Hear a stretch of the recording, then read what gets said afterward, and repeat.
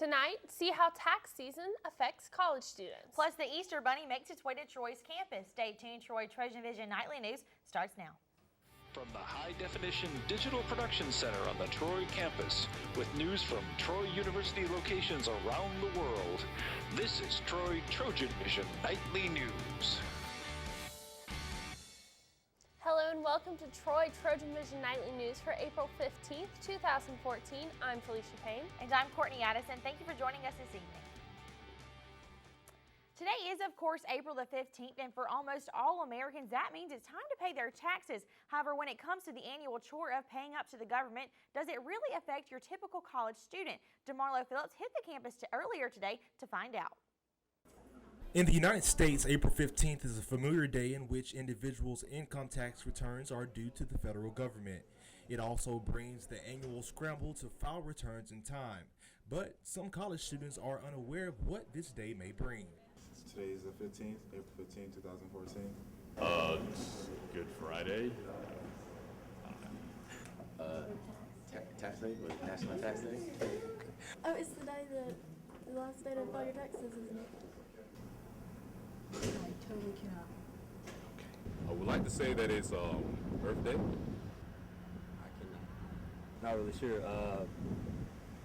National Ad Day. Oh, yeah. I mean, it's the day you got to turn in your taxes, or you have to ask for an extension for it. But is National Tax Day a concern to students? Not particularly. I mean, you just gotta have your taxes in by this time, or you'll be in trouble.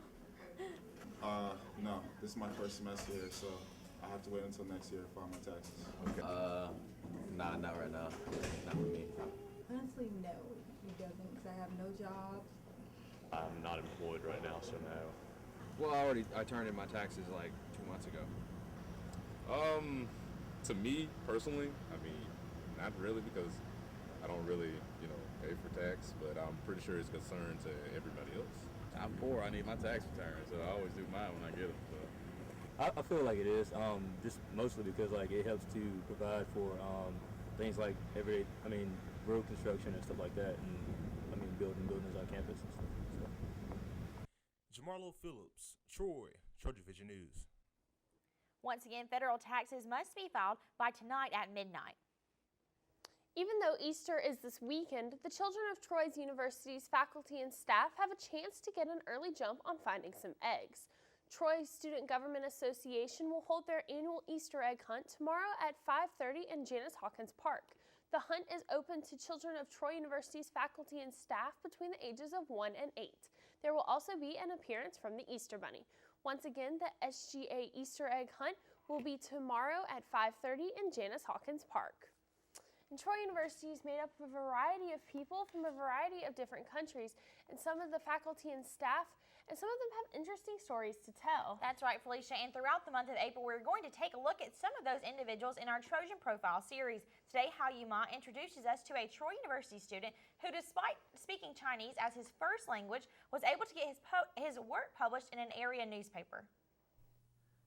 Troy University is always a global campus.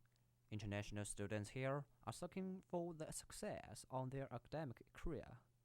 Yang Bai, the printed journalism major student, who from China, recently just had his report be published on Dothan Eagle. It does take efforts for a Chinese student to make his report be published in U.S. I thought Yang did a great job. He submitted drafts to me, and I recommended changes, and he refined the story, and he sent it to his editor, and his editor had some changes of his own to make, as they always do, and you should expect. And the result was a front page story with his byline that appeared in the Dothan Eagle. And Yang Bai also said it's not him alone to make this story being published. He has a lot of people to thank. I'm so blessed.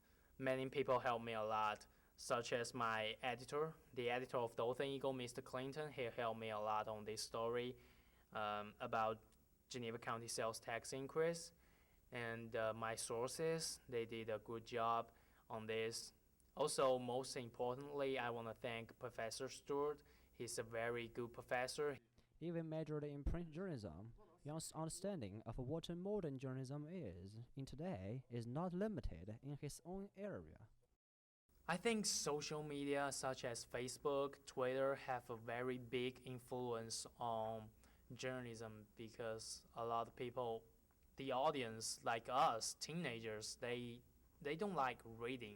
They don't like reading newspapers, but they spend a lot of time on Twitter, on Facebook. Now, Young is looking forward to his next big news. How Yuma TrojanVision News. Keep watching throughout the month of April for more of our Trojan Profile series. And now taking a look at news from around the state, out of Birmingham, forecasters say more rain is headed toward Alabama.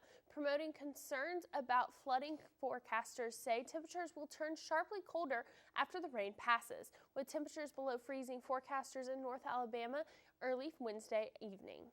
And out of Montgomery, one of the 14 people charged in a connection with a multi-state dogfighting investigation has filed notice that he plans to plead guilty. Arikis Forrest of Theodore filed court papers saying he intends to plead guilty to one count in the dogfighting case. A federal magistrate judge has scheduled a hearing May 2nd in Montgomery for Forrest to enter the plea. And in Tuscaloosa, drug agents have seized more than $500,000 they say dealers have made from selling imitation marijuana during the last 2 months. West Alabama Narcotics Task Force officers have confiscated more than 4,500 packets of spice, an illegal substance that contains chemical additives that mimic the effects of marijuana when smoked. And still to come on TrojanVision Nightly News, the women's golf team completed their first round of play in the Sun Belt Conference Championships yesterday with a freshman leading the way. Mitchell Spoon will tell us more when he joins us with sports. Mitchell Spoon joins us with sports. So Mitchell, we've been hearing a lot out of the baseball department, softball teams, such as that, and also a little bit of the track as well. But there's also some interesting news coming out of the golf team. Can you tell me a little bit more about that? That's right. The women's golf team is currently underway in the Sun Belt Conference Championships. And yesterday they completed their first round and had a surprising leader at the top of the leaderboard. I'll let you know who right now in sports. After one round under their belt, the Troy women's golf team held a 7-stroke lead in the Sun Belt Conference Championships with 3 players placing in the top 10. Freshman Fatima Fernandez-Cano tied for first place alongside of UALR Sophia Berglund with a 2 under par. Junior Brooks Minks tied for third with a 1 over par, while fellow junior Taylor McGraw placed in 7th at 2 over par. As a team, the Trojans shot a 5 over par with a total score of 293, which is 4th best in Troy's history in Division I. The Trojans teed off the second round earlier today, but are still currently in play. At last check, Cano is now the sole leader with the 2 under par. Spinks is tied for second with a score of 1 over par, while McGraw is tied for 11th with a score of 6 over par. The final rounds of the championship will conclude on Wednesday. And for the men's golf team, they wrapped up their final round of play earlier today in the Reunion Intercollegiate, placing tied for 10th with a final score of 33 over par. For the Trojans, they were led by freshman Jared Betcher, who tied for 7th with a score of 2 over par. Behind him was junior Jake Tucker, who tied for 15th with a score of 5 over par.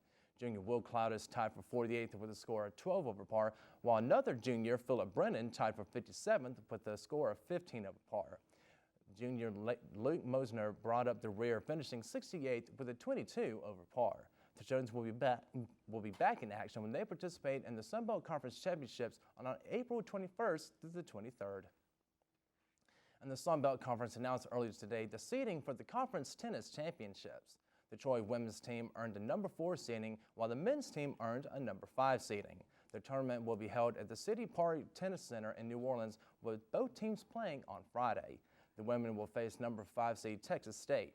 They entered the championships with a 14-7 record and have won 9 of their last 10 matches. The Trojans and the Bobcats did not face each other in the regular season. For the men, they will go up against number 4 seed UT Arlington. The Trojans are coming off of a 4-3 win over Columbus State. The men lost to UT Arlington in the consolation final of the Middle Tennessee Shootout in late March. The winners of each division will earn an automatic berth into the NCAA tournament. And the women's rodeo team won the National Intercollegiate Rodeo Association Ozark Region Championship this past weekend as the regular season came to an end at the UT Martin Rodeo. Coming into the final rodeo, the Trojans held a 351-point lead over second-place Southern Arkansas. The Trojans finished in 5th place in the rodeo, giving them the victory in the final region standings. Sophomore Keisha Smith finished in a tie for 3rd in goat time with a score of 115 points. Her second run of 6.6 seconds was the best in the field, earning her 60 points. Fellow sophomore Kelsey Kennemer scored Troy's remaining points, gaining 40 in barrel racing. Kennemer also finished second in the region in the all-around competition, placing in 6th in breakaway roping and 4th in barrel racing. The region championship qualified the women's team for the college national finals in Wyoming on June 15th through the 21st. For the men, they finished 9th in the Ozark region while ending the season coming in 8th at the UT Martin Rodeo.